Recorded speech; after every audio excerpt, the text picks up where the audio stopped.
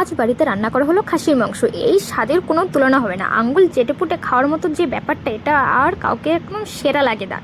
তো আজকে আমাদের বাড়িতে চলে এসেছিলো একটা বাঁদর। সচরাচর আমাদের এদিকে অতটা বাঁদর দেখা যায় না, জানি না কোথা থেকে চলে এসেছিলো। আর আমাদের গাছে, পেয়ারা গাছে উঠে একদম পেয়ারা তুলে তুলে খাচ্ছিল। তো নিয়ে এসেছিলাম আমাদের বাড়ি থেকেই মাটন। তো আমি এগুলো ধুয়ে টুয়ে একদম এনে রেখেছে শাশুড়ি মা। তো আমি তোমাদেরকে একটু দেখিয়ে দিচ্ছি।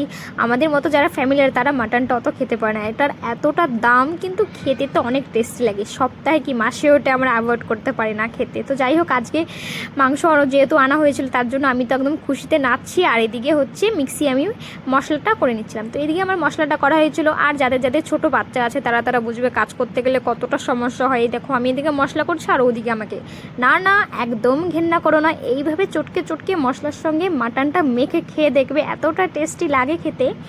জানি না ঝোল বলবো না কষা বলবো।